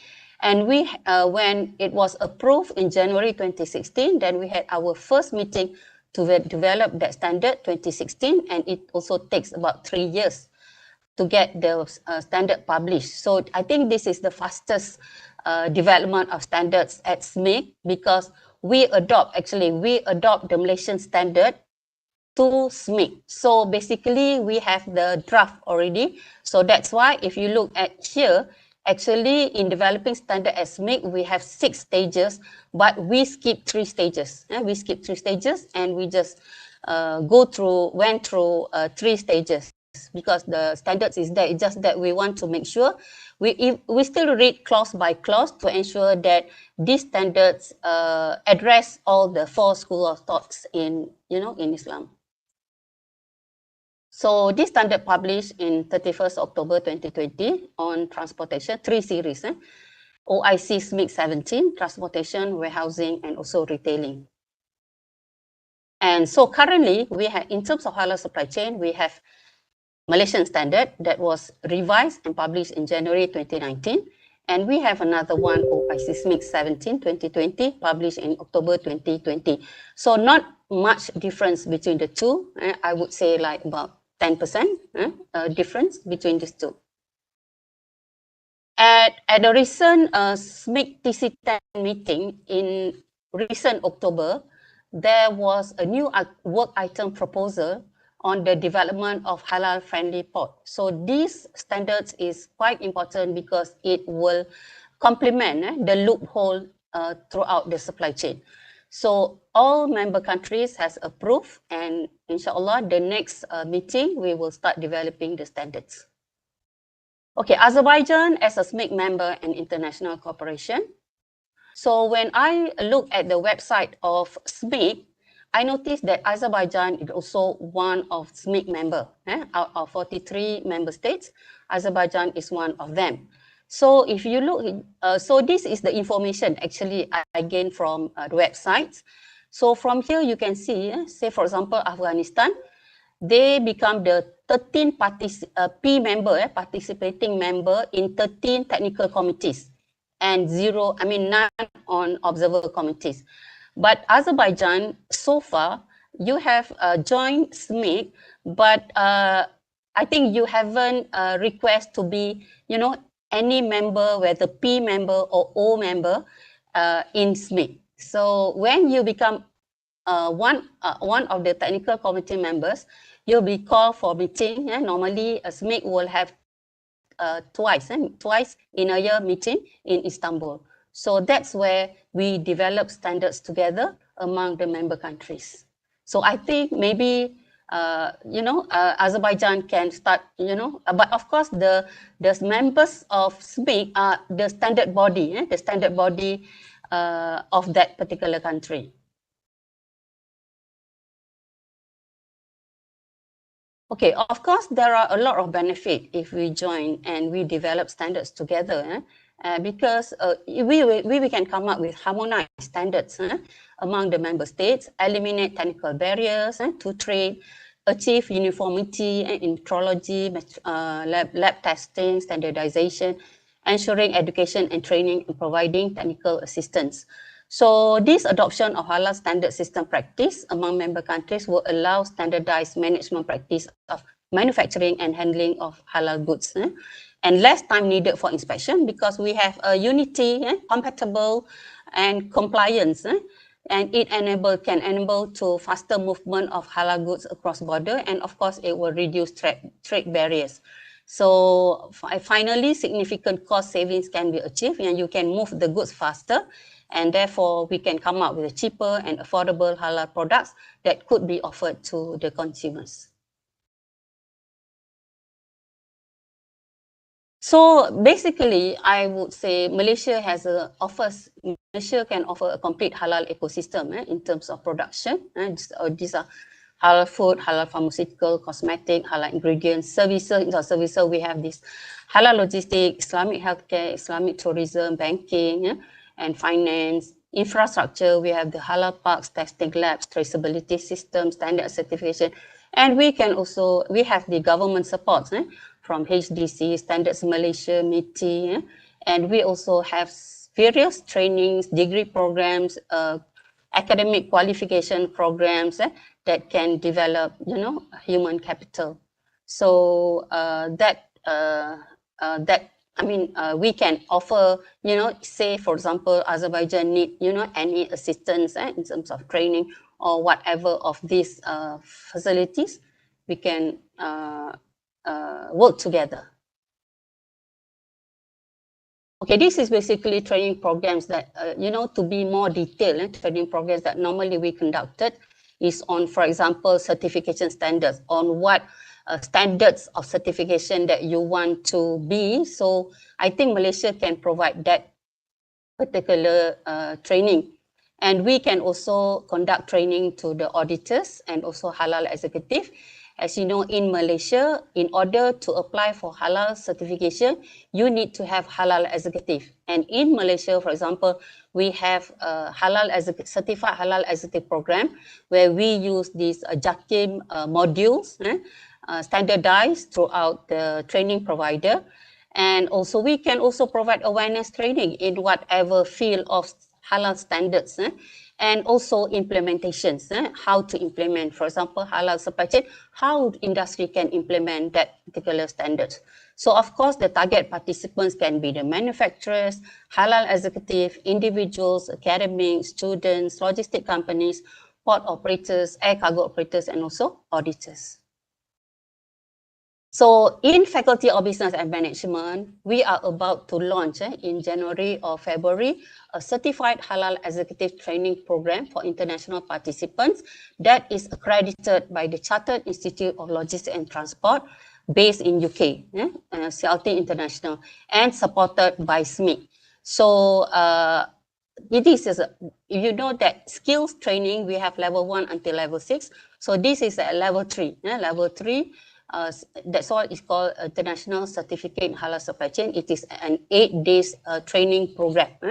So hopefully we can start as we plan. That's going to be like January or February next year. Okay, with that, I would like to thank you so much for listening to this topic. Okay, thank you. I pass back to Prof. Dr. Zainab. Thank you so much. Thank you very much, Associate Professor Dr. Halina. Once again, for the very excellent, and I think Dr. Halina has shared with us on a very important setup, with the OIC, under the banner of OIC, you have SMIC, and of course, how Malaysia actually cooperates in the halal industry, and taking us through on how, again, sharing of the Malaysia's halal ecosystem, and very comprehensive. And I think last but not least, there is an offer here as far as the Faculty of Business Management with SMIC, and also with the logistics in the UK on the certified halal executive training program for international participants. So let's think about it, and perhaps there might be some interest. So once again, thank you very much, Dr. Halina. Okay, last but not least, I'm sure, hang on to all your questions. Please post your questions to our pigeonhole, and we'll be glad to have that conversation after our last speaker for today's webinar. So our last speaker today is Associate Professor Dr. Fadilah Abdurrahman from the Academy of Contemporary Islamic Studies. Dr. Fadilah will be sharing with us the topic on the overview of the halal certification in Malaysia. As mentioned, as shown to you with all the 16 standards, but I think here Dr. Fadilah will be very focused, specific to the halal certification process, systems, etc., etc. So with that, Doctor, without further ado, I'll pass the screen over to you, Dr. Fadilah, please. Okay, Bismillahirrahmanirrahim. Assalamualaikum warahmatullahi ta'ala wabarakatuh. Thank you very much to Dr. Zainab for that. So inshallah, I'm going to be the last speaker today, Dr. Z, inshallah. All right, Assalamualaikum warahmatullahi ta'ala wabarakatuh. Our distinguished guest, His Excellency Irfan Davudov, okay, the Ambassador of the Embassy of Republic of Azerbaijan, and then also the other panelists and the distinguished guests from the Food Safety Agency of the Republic of Azerbaijan, AFSA, and also all participants from UITM, from Malaysia, and also from abroad. Once again, Assalamualaikum warahmatullahi ta'ala wabarakatuh. Now, okay, I'm going to on my slideshow. Now, can you see my slide now clearly, Dr. Z? Can you see? Yes, very clear. Very okay, clear. Yeah, okay. let's move on. Thank you very much. All right. I'm Associate Professor Dr. Fadila Abdul Rahman. I'm actually one of the lecturers from the Academy of Contemporary Islamic Studies, Asis University Technology Mara, and recently has been appointed as the head of Halal Supply Chain at the Malaysia Institute of Transport's Mitrans University Technology Mara. So, inshallah, today I will be sharing with you because I think within a very short time of about 15 minutes, I won't be able to cover everything. Okay, with regard to this halal certification requirements, halal certification process, halal certification procedures, and so on. Yeah, but inshallah, I will try my very best to give you a very quick, a very brief overview, yeah, of the halal certification in Malaysia, because I think this particular topic is very, very important. Okay, because based on what have been presented by our very first presenter speaker, yeah, Prof. Asma Awal, and then followed by Dr. Nina Nakia, and then followed by Dr. Harlina just now. So I think this topic will be the ultimate one for all of us to look into, inshallah. Yeah. All right. Okay, now my topic is on the overview of the halal certification in Malaysia. Okay, actually for your information, almost all countries, they have their own halal certification system in place. I'm sure Azerbaijan also has the halal certification process, halal certification procedures, requirements, and so on. But of course, today I will not be able to cover everything. I will not be able to make comparison with other countries, but instead I will only be focusing on the halal certification system in Malaysia. Now, first of all, okay, this will be the content of my presentation today. The first one, we will look very briefly on the concept and also definition of halal certification. And then these will then be followed by the advantages and also importance of having these halal standards and also halal certification. And later I will also be covering on the topic of halal certification authority in Malaysia and what are the halal certification schemes that we have at the moment in our country in Malaysia. Okay, and then I will also be briefly elaborate to all of you on the halal standard and also the normative references that are being used for the purpose of halal certification. And then we will move on to the halal certification requirements very briefly. And then on the Malaysia halal certificates and logo. And last but not least, I will be talking on the application by foreign companies and also recognition of foreign halal certification bodies, and also on the way forward. All right, now, before we go on to the more detail on the requirements of halal certification in Malaysia, so first of all, I will elaborate very briefly on the concept of halal certification. Yeah, I'm sure everyone here has already understood what does it mean by halal. Okay, and we will only be focusing on halal certification, okay? Because I'm not going to talk anymore on the concept of halal, but will only be emphasizing on the halal certification. All right, if we were to look into the basic definition or concept of halal certification, so as you can see here, okay, halal certification is actually a process. Okay? It's a process. So when we talk about process, so it will of course involve certain stages. It will of course involve certain steps. Yeah, and of course these stages and steps will definitely involve certain requirements. Yeah, certain requirements. And like the rest of certification, maybe you're familiar with the certification of GMP, for example, or HACCP certification, GAP certification, yeah, MST certification, and so on. All right, so normally all these certification, they share about the same components.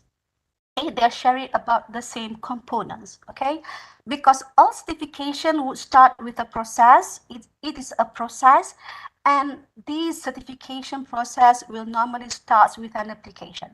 Of course, okay, if we don't apply, so nobody will give us the certification. So same thing goes to this halal certification things. Yeah. And then the first one, okay, it will start with an application. Of course, you have to apply.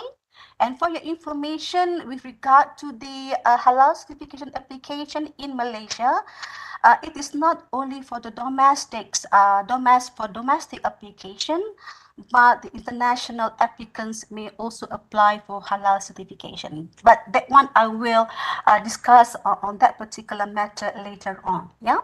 All right. And then after an application has been made, and then this application will definitely be followed by an audit. And of course, in all certification, there will be audit conducted by the auditors. All right. So in the case of halal certification, audit will be conducted, will be performed by the halal auditors from the halal certification body in Malaysia. Right. And for your information too, when it comes to audit, okay, and when it comes to this application for halal certification, it is not only about products, okay, but in Malaysia we also certify for services as well. Okay, so when it comes to products, meaning these include like food products, pharmaceutical products, cosmetics products, medical devices, and so on. And in Malaysia, JAKIM and also the rest of the certification authority, okay, they also certify for services, okay, like logistics. Okay, in Malaysia, for logistics, we have 3 types of services. Okay, number 1 is for halal transportation, number 2 is for halal warehousing, and number 3 is for halal retailing. All right. So after an application has been made, and then this will then be followed by an audit. And eventually, inshallah, if you pass, if you have complied to all the requirements required by the halal certification bodies, then you will be getting an approval, right, from the competent authority. And ultimately, they will issue for you a halal certificate. Okay, a halal certificate. And for your information too, this halal certificate can only be issued by the halal certification authority in Malaysia. Later on, I will touch on and discuss on who are the halal certification authorities in Malaysia. All right, so that is a very general overview on the concept and also definition of halal certification. So in general, halal certification would involve certain components. Number 1 is application, number 2, auditing, number 3, approval, and the last one is issuance of halal certificate by the competent authority in Malaysia. Another point that I would like to highlight here is that, okay, when it comes to halal certification application, in the context of Malaysia, it is still voluntary. Voluntary means it is not mandatory. Okay, it's not compulsory for all companies, whether producers or service providers, okay, to apply for halal certification, and we are still at the level of voluntary. Okay, that is why in Malaysia particularly, okay, you could find products, okay, certain products, okay, displaying, carrying the halal logo, the Malaysia halal logo, but certain other products does not display, okay, does not display the halal logo. Okay, and you can also find premises like restaurants, okay, like kiosk, okay, like hotels, okay, which display the halal logo, but at the same time, there are also other premises which do not display any halal logo. So that is what we meant by voluntary of halal certification, right? And of course, when we talk about halal certification, when we talk about halal standard, of course, there are advantages. Okay, there are certain advantages to be gained, okay, whenever a company has gotten this halal certification. All right, now what are among the advantages of halal standard? What are the advantages of having this halal certification?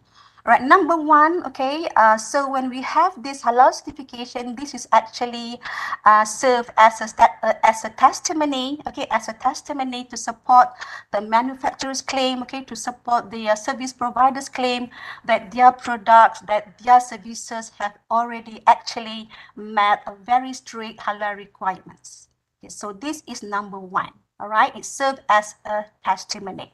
All right, and number two, by having this halal certificate as well, okay, you will be able, okay, companies will be able to enhance, all right, the marketability of their products, all right, the marketability of their products, the marketability of their services, whether it's locally or globally. That is number two.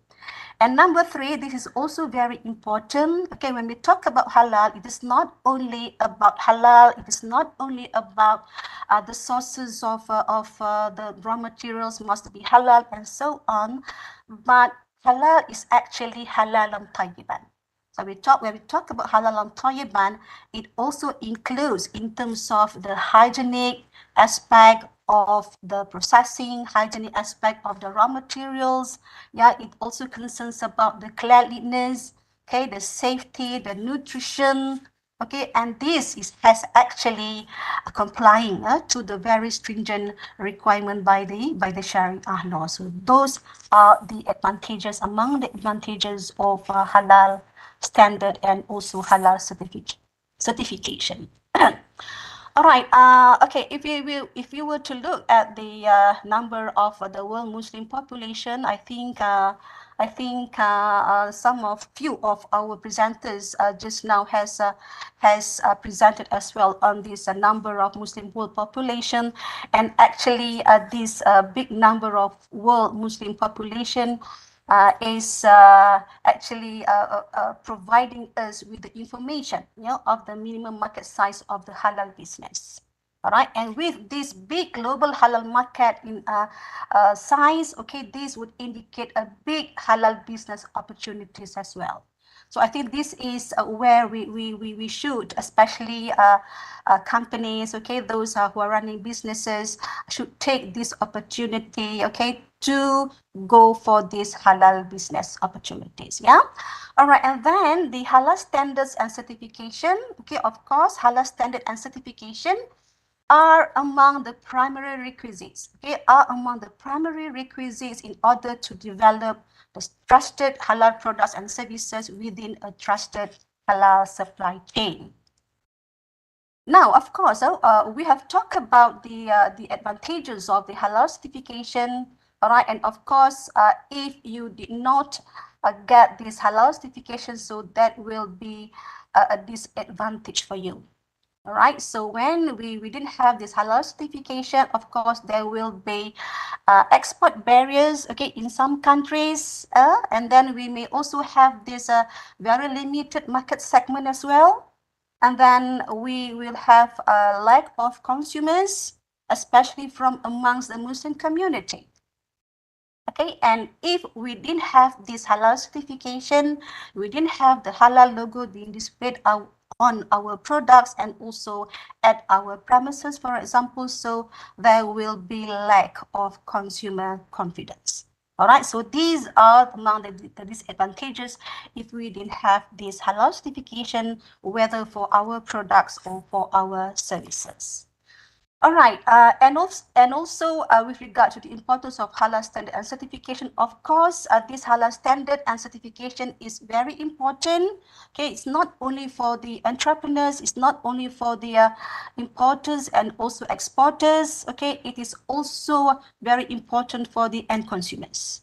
All right, because by having this halal standard and also by having this halal certification, so the consumers will be at peace.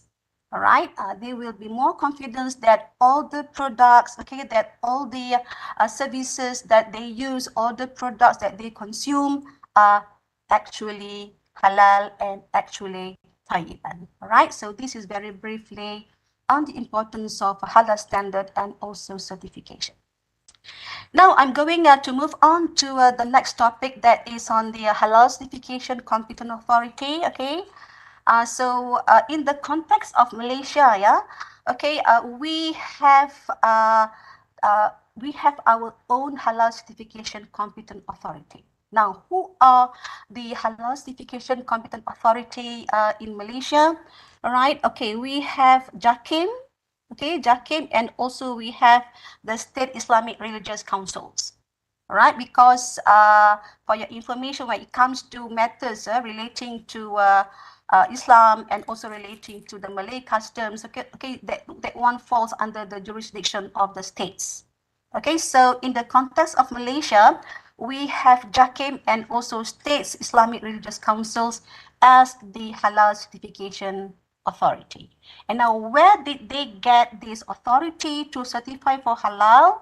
All right, so they actually got this power, got this authority from the Trade Description Act of 2011. This is the TDA of 2011 in Malaysia.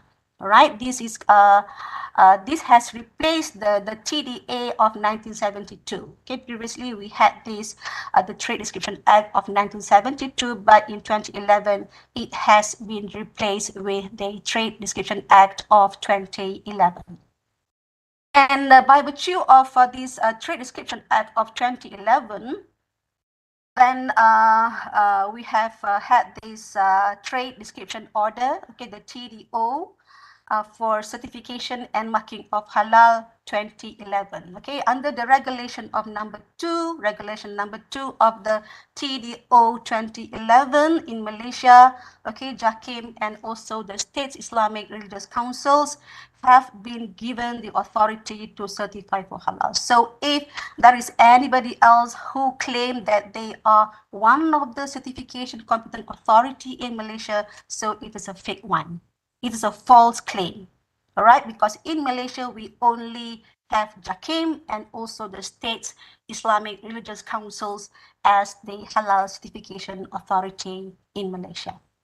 All right, this is what I've described just now. Okay, we do have this Trade Description Act of 2011, and by virtue of this TDA 2011, all right, so the TDO of 2011 has been come in place. All right, so this is the reason. Okay, this is the source. Okay, where and how this JAKIM and also States Religious Islamic Council, okay, got their authority.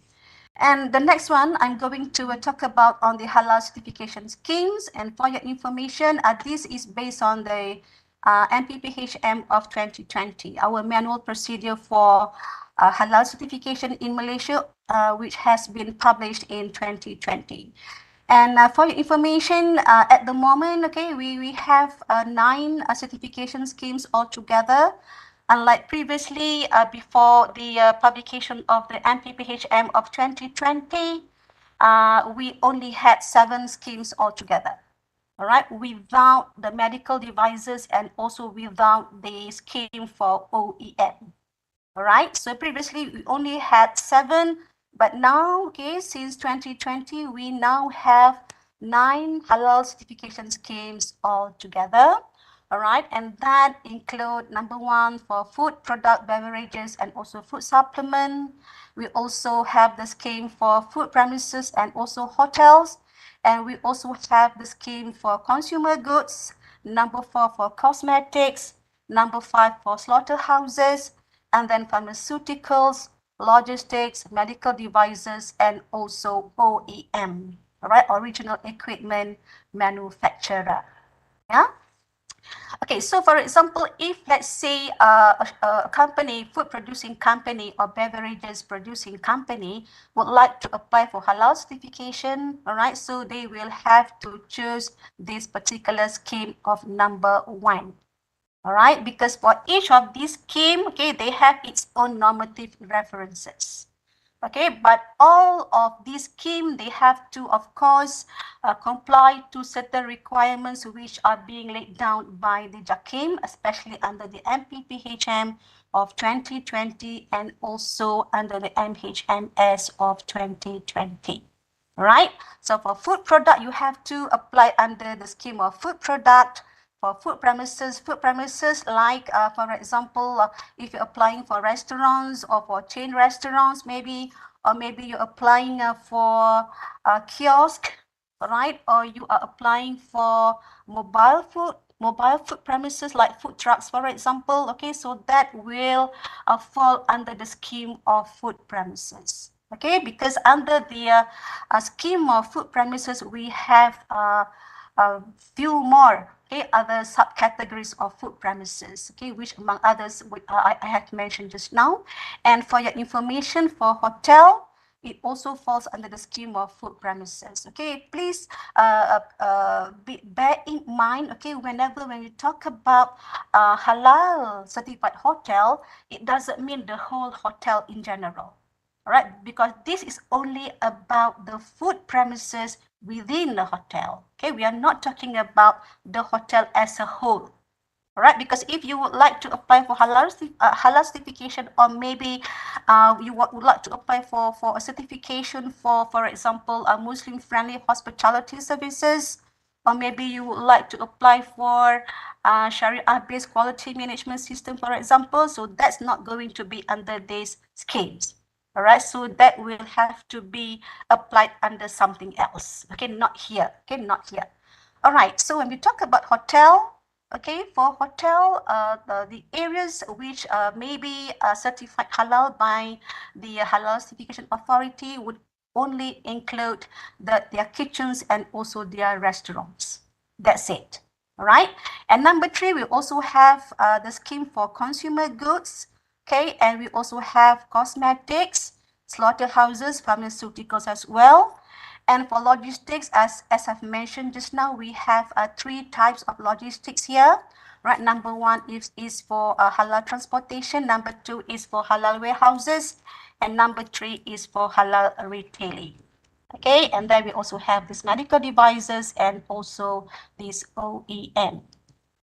Now, as I've mentioned just now, okay, each and every of the schemes that I've mentioned, okay, earlier, all right, there are certain halal standard and normative references. Okay, so these halal standard and normative references are actually the references which will be referred to, okay, especially by the applicants as well as by the halal auditors.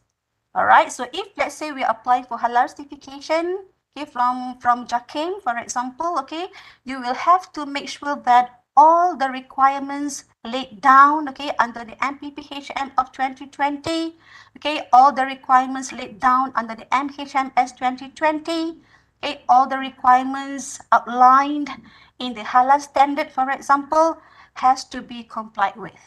Right, has to be complied with. So this is what we call the halal standard and normative references, which include number 1, MPPHM of 2020, number 2, MHMS, or this is a Malaysia Halal Management System. MPPHM stands for Malaysia Procedure. Okay, for Pensijilan Halal Malaysia, that is in Bahasa Melayu. This is the manual procedure for the halal certification of 2020. MHMS stands for Malaysia Halal Management System 2020. And we also have halal standard. All right, halal standard. Number 4 is the legislative requirements. Okay, legislative requirements. Number 5 is all the fatwas related to the products or to the services. And the last one is the circulars. All right, the circulars are regularly issued by the Halal Certification Authority. Now, what is MPPHM of 2020? All right, so MPPHM of 2020 is the manual procedure for Halal Certification Malaysia, which has been published in the year of 2020, right? So this MPPHM actually provides the requirements for halal certification. Okay, the requirements for halal certification. And when we talk about the requirements for halal certification, yeah, it includes number 1 is the general requirements. Okay, general requirements. Number two, the specific requirements, and it also include the basic conditions and a lot of things. Yeah. So under the MPPHM, other than the requirements, the MPPHM also provides the requirements or the procedures, the process with regard to the fees to be charged, for example, okay, the fees to be charged, and then the procedures, and then the monitoring, and also the inspection, and so on. All right. Whereas MHMS of 2020 is a document. Okay, it's a document that provide the requirements with regard to the halal management system, and this include on how to develop the halal policy of a company. Okay, how to establish the internal halal committee. All right, and how to identify risk, and then to develop the risk management plan, for example, and so on. All right, that is about MHMS 2020. And the third one is the halal standard. All right, the halal standard. Yeah. Okay, halal standard for each and every, for information, yeah, for each and every of these schemes, okay, that I've mentioned just now, okay, they have its own standards. Okay, they have its own standards. All right. For example, for food, product, and beverages, and same thing goes to the food premises and hotels. Okay, we do have this Malaysian standard of 1500 2019. All right, so we have a specific halal standard for specific scheme. All right, whereas for consumer goods, we do have this MS 2200. All right, for cosmetics, we have this MS 2634. Okay, for slaughterhouses, we are still referring to the MS 1500 as well, together with the Malaysian protocol for the halal meat and poultry production. For pharmaceutical, we have this MS 2424. All right, for logistics, we have MS 2400. All right, it's just that for MS 2400, okay, they are divided. Okay, it's divided into three types of logistics. Number one is MS 2400 Part 1. For halal transportation, MS 2400 Part 2 for halal warehousing, and number 3 is MS 2400 Part 3 for halal retailing. Okay, and for the purpose of certification of medical devices, we do have the Malaysian standard of MS 2636. Right, for OEM, we don't have the a specific standard for OEM. Is just that whenever an OEM would like to apply for halal certification, or if let's say they have got this a deal of business with a brand owner, for example, or say for example, if they are producing food products, for example, so they will have to adhere to all the requirements outlined by the JAKIM and also by all the halal standards relevant to the food production. All right, so those are the halal standard and also normative references. And another one is legislative requirements. Okay, legislative requirements is also one and also part and parcel of the normative references. Okay, which need to be complied with by all the applicants. Okay, for example, for application under the food production, okay, they have to adhere to all the requirements under the Food Act. Okay, 1983, Food Regulation 1985, Food Hygiene Regulation. Okay, for cosmetics, for pharmaceuticals, they have to adhere to all the requirements under, for example, sales of drugs 1952. Okay, so for all application, okay, it is mandatory upon all applicants to adhere and comply to all the legislative requirements. And the next one is the fatwa and also the circulars, which are regularly issued by the Halal Certification Authority. Now, these are the halal certification requirements. Okay, these are the halal certification requirements. So in general, I would say that these are the things. Okay, number one is the basic conditions. All right, the basic conditions for halal certification. Say, for example, if a company would like to apply for halal certification, first of all, they have to make sure that their company, okay, that their company has already been registered. Okay, it has to be a registered company. They have to be in full operation for at least 3 months.